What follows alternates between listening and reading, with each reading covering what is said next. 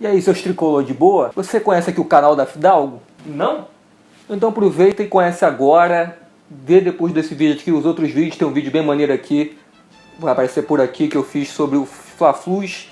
Vai lembrar algumas coisas que você deve ver. Então vou falar sobre o que eles chamam aí de tapetão, que eles culpam o Fluminense. Que é aquele caso de 96, de 99 e 2013.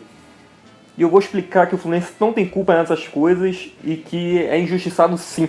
Em 96 o Fluminense teria que cair, porque ficou entre os últimos da tabela.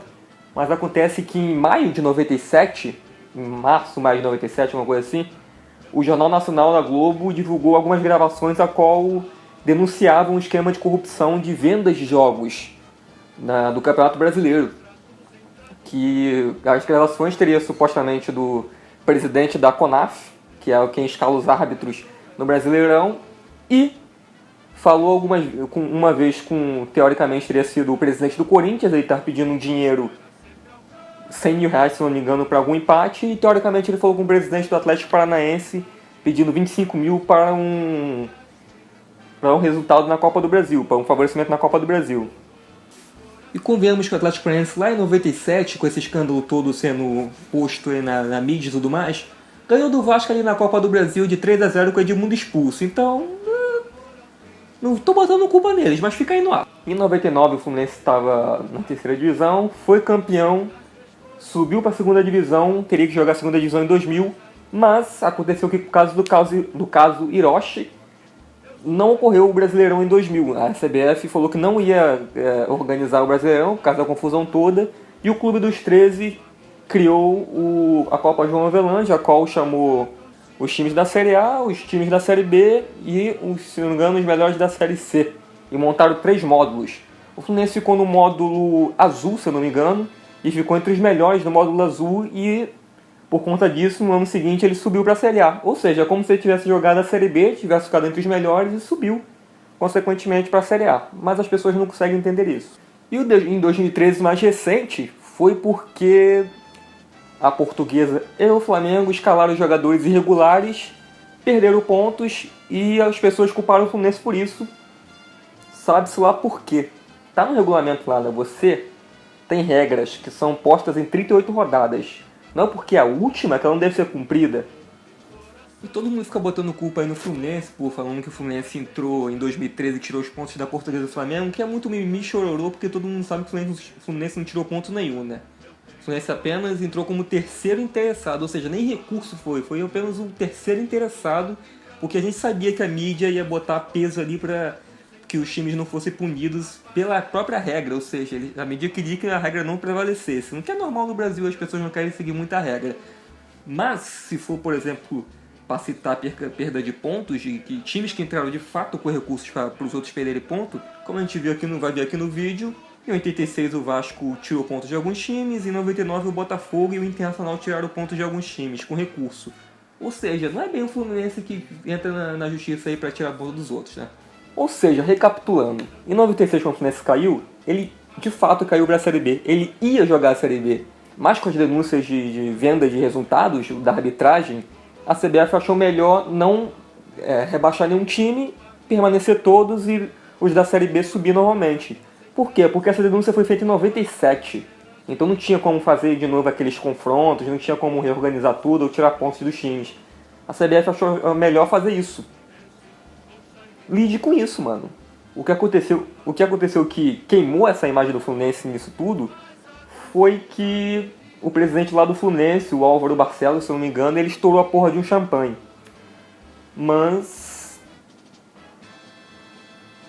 Ou seja, foi um boçal, foi um fanfarrão. O que aconteceu no caso Hiroshi em 99?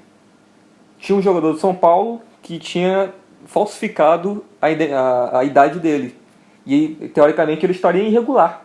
O que acontece? O Botafogo e o Internacional, que estava entre os últimos da tabela, o Botafogo, inclusive, estava descendo, eles entraram na justiça contra o São Paulo para ganhar os pontos do São Paulo.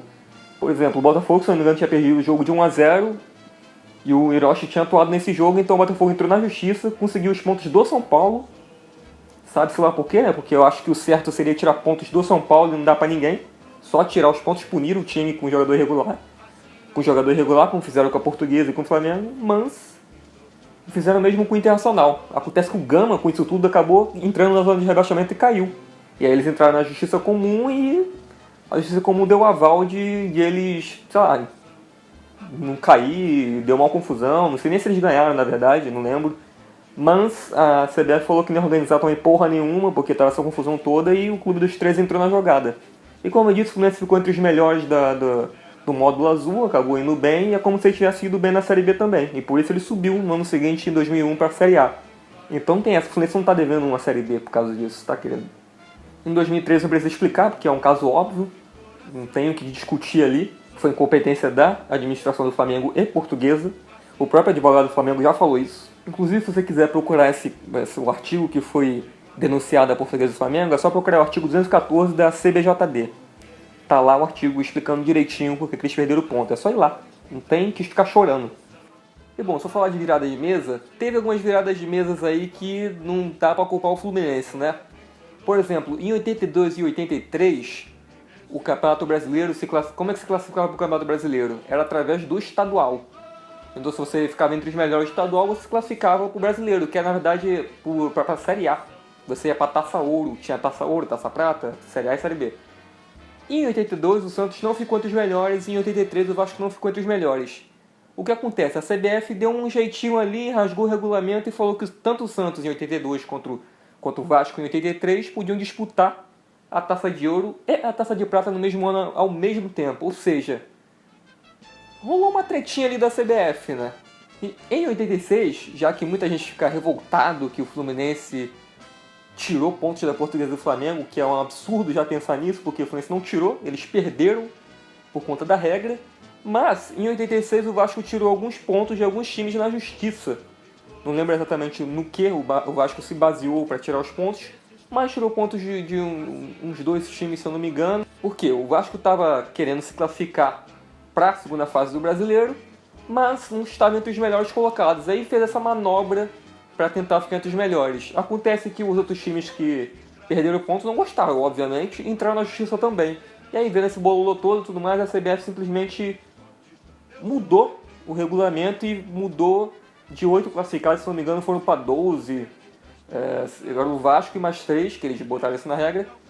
E acabou que o Vasco entrou com a ajudinha da CBF aí na classificação. Né? A CBF, como sempre, bem organizada e solucionando os problemas, ó. A culpa são dos times? Eu particularmente diria que não. Eu diria que é mais culpa da CBF até. Em 86, apesar de o Vasco ter entrado para tirar os pontos e tudo mais, eu não culparia o Vasco muito. Mas a CBF é a grande responsável disso, que não sabe organizar essa porra direito, né? Isso deixa bem claro como é que tá a situação. Em 91, o Grêmio caiu para a Série B. E foi jogar a Série B tranquilamente, ok. Mas acontece que o Grêmio na Série B não estava se dando bem. Chegou nas rodadas finais e o Grêmio estava entre os 10 mais colocados, estava em nono, se eu não me engano. E aí, para dar aquela ajudazinha pro Grêmio, a CBF mudou de novo o regulamento nas últimas rodadas. Passou de 4 classificados para 12 classificados. E aí o Grêmio nono conseguiu subir para a Série A. Tapetão, virada de mesa? Não sei. Mas a CBF ajudou. Preciso nem dizer que em 93 o Botafogo e o Atlético Mineiro ficaram os últimos colocados. O Atlético Mineiro ficou em 20º, o Botafogo ficou em 19º. Não disputaram a Série B de 94. E convenhamos que lá em 95, o Botafogo foi campeão com um gol bem roubadinho do Túlio ali, que a arbitragem depois até falou que foi erro mesmo deles, né? Mas só comentando. Enfim, gostou do vídeo? Curte aí, se inscreve no canal, vê os outros vídeos, compartilha com o amiguinho pra ele ver que ele só fala merda quando fala paga a Série B. E é isso, segue nas redes sociais aí, segue no Twitter, a gente fala pra caralho do Fluminense, fala do dia a dia do Flu, fala dos jogos pós-jogo. Enfim, é isso. Valeu! Saudações tricolores!